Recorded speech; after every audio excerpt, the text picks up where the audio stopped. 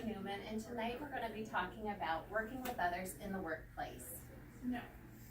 Most of you have heard the expression, you only get one chance to make a first impression. So therefore, it's very imperative that when you meet somebody, I'm making an impression on you as well as you are making an impression on me, and we all want that to be the best. You know, we want somebody to like us and we want to get along with the other person. So our first impressions are formed within the first 7 seconds upon meeting somebody. Once that impression has been made, it's very difficult to change somebody else's opinion of you. Our first impressions are formed by the way we express ourselves, either verbally or non-verbally. Knowing the appropriate verbal and nonverbal skills will help others to see you in the manner in which you wish to be seen. So what are some of the nonverbal ways to communicate? Well, for men, trimmed hair. For women, you want it to be groomed and looking nice, combed for the day. A clean shave for a guy. Women, you don't have to worry about that, hopefully. A nice warm smile. You want to feel confident. You want to have a strong, solid posture. You want to stand upright in depending on your audience, it will depend upon the way you will be dressed. When you greet somebody, you want to have a nice firm handshake. You don't want to have like a fish in the hand, some little light handshake. You want to show that you're strong and assertive. And of course, our body posture. Now, what would you wear? Well, that would all, again, depend upon the audience, the person that we are meeting. If we're meeting our roommate for the very first time, we're going to be dressing casual. If we're meeting with a student to work with them, we may dress a little more casual, but maybe business casual. If you have a meeting with your boss, or maybe you're interviewing somebody, or you're meeting with a CEO, you're going to dress in more of a formal, casual business attire. So again, this all depends upon the type of person that you're meeting, so you're going to want to know that from the very beginning to set the tone of how you dress, and also how you look and you're prepared for that day. Most of you might not be aware, but research shows that a large percentage of our communication between others is actually nonverbal. So as you can see up here, 55% of our communication is done by the way we look, our posture, the look on our face, if we're making eye contact, our hand gestures. 38% is by the way we speak. So if I'm standing up here and I'm talking like this, you guys probably aren't going to be very engaged. But if I'm going to speak to you in a more optimistic, positive, and set the tone so that hopefully I will engage you guys and keep your guys' attention. And actually only 7% of the actual words that we use is setting the tone for our impression on somebody else. So a presentation. You want to know your audience, be yourself, consider the setting, subject matter, and look for subtle feedbacks. So basically what this is determine the person that you're going to be speaking with. Again, we talked about that, about knowing your audience, whether it's your boss or a student or your fellow classmates or your professors. Are you talking to somebody about a future job interview? What type of qualities are they looking for? What do they want you to have, you know? You might know that from the very get-go, that once you meet with them, you might realize that that's not the job for you based upon what they're looking for. But you also want to be yourself. Be honest, because the worst thing, eventually it will catch up to you. It will come out if you're telling lies about the person that you are and you're really not. So that will catch you. So you want to watch for that. And then also, don't try to be somebody else. Just totally be yourself in the whole situation. Also, people want to see an ethical and credible person. So that's what they're looking for. They're really looking for an honest person, that's somebody that they can trust. As far as consider the setting and the subject matter, are you meeting somebody for a lunch break? Are you meeting somebody for a business meeting? Are you meeting somebody, at the coffee shop just to catch up and chit-chat with them? That's going to also determine your subject matter. If somebody's going to meet with you at like a coffee shop and they all of a sudden they're bringing a stack of work files with them for you guys to review, probably not the best time You know, probably not what they want to discuss at that time. They probably want to have more of a relaxed setting, not focus on work. Maybe wait until they get back to the office and they have an office staff meeting to discuss those details there. And then also look for subtle feedbacks. Is somebody rolling their eyes when you're talking to them? Is somebody checking their watch, like, are you about done? And no, I'm not, so stop checking your watches. Yeah, so, you know, just watch for subtle body language that they're telling you, you know, are they in a hurry to get out? Are they rolling their eyes? Those types of things. It's what you don't say that counts. Your words and actions will have an impact on whether you succeed or fail at work, and they will also determine whether you will fit in or not. You know, are you being a confrontational person? Are you being closed-minded? Are you standing there with your arms crossed? Are you with your arms folded saying, you know what, I don't want to hear what you have to say? Are your arms open? Are you ready? Are you wearing glasses, or are you hiding behind something else? Or are you eager and energetic and ready to go? Are you enthused to hear what somebody has to say? These things are expressed, by the way, also in the tone in which we speak, which I think we've also discussed that as well. There is a difference between a personal presentation and a professional presentation.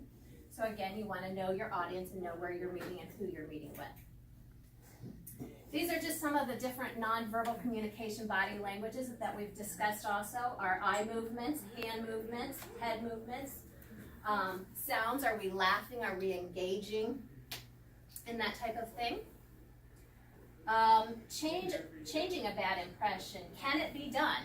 It can be done, but it's a very difficult thing. And you need to determine, is it worth putting in the effort to change that person's opinion about you?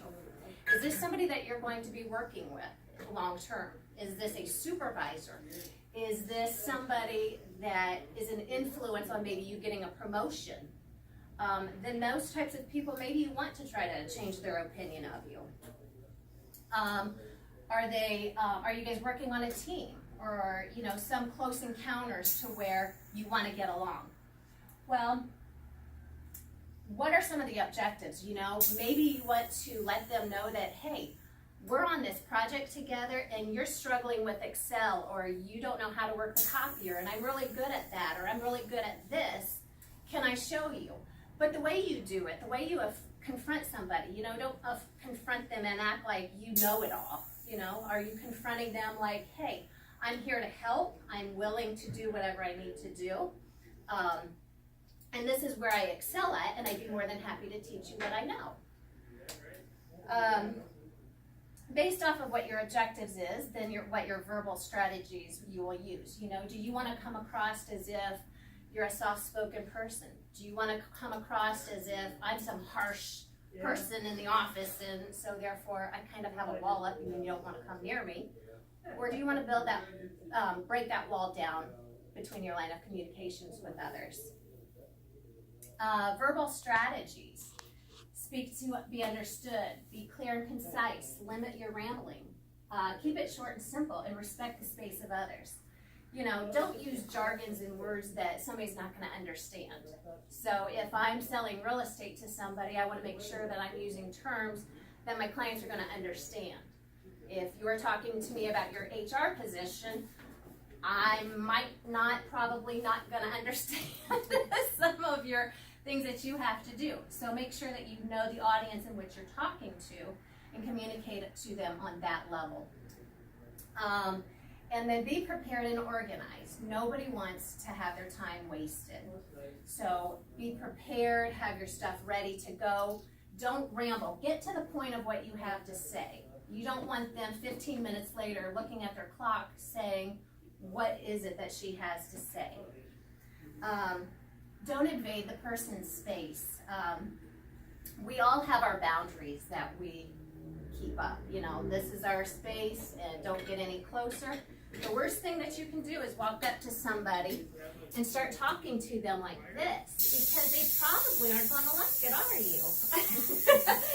So you want to make sure that we're keeping our space and respecting that for everybody else. And of course, we all know Ursula. If I can just get her to, oh no. Let's see if we can go back and get her again. Okay.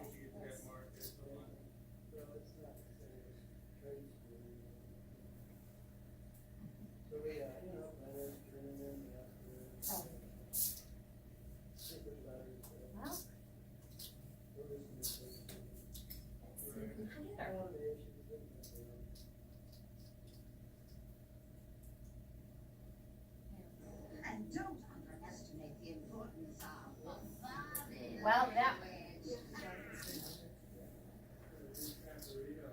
one didn't work out very well. You see, sorry about that.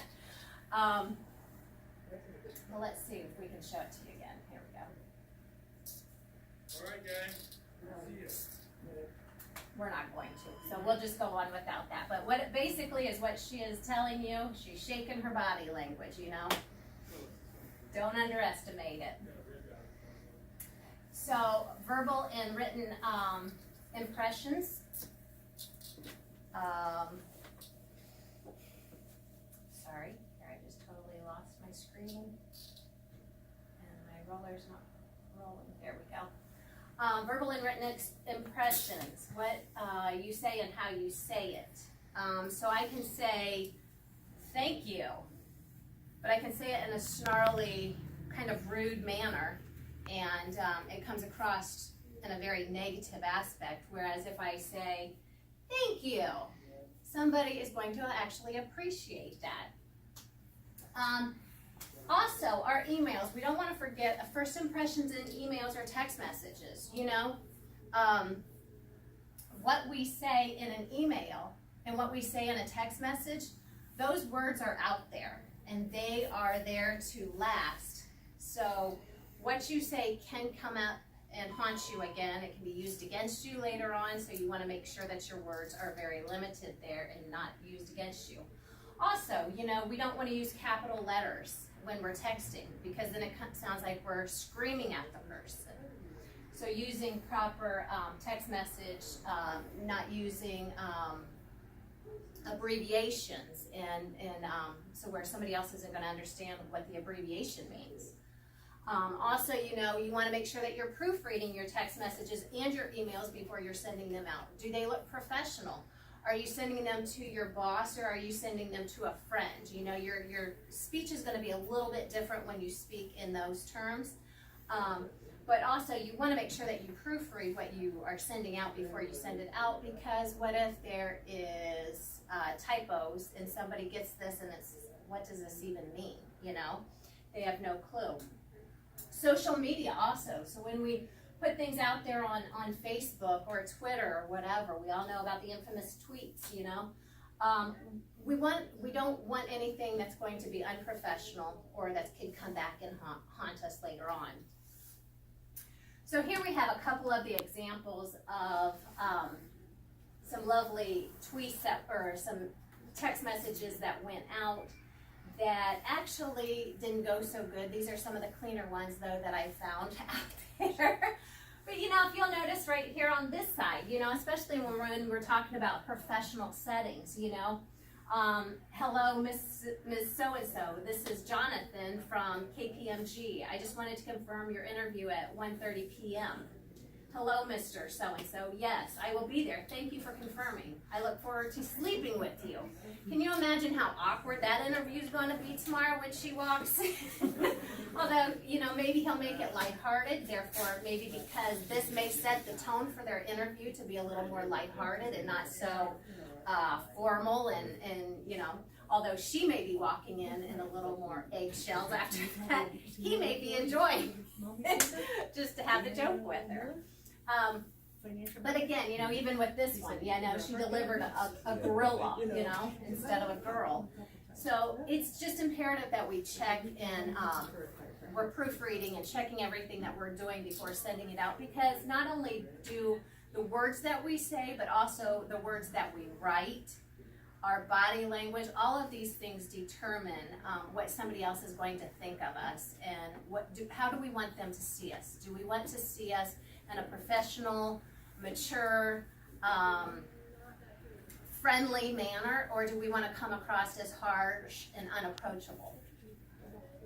So this are just some of the places where I got some of my references from.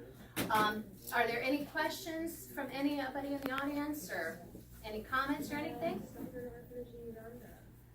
No? Okay, well, I'd like to thank you guys for coming out tonight. I apologize again for Ursula not showing up, but you guys, again, I want to thank you for coming out, and have a great night.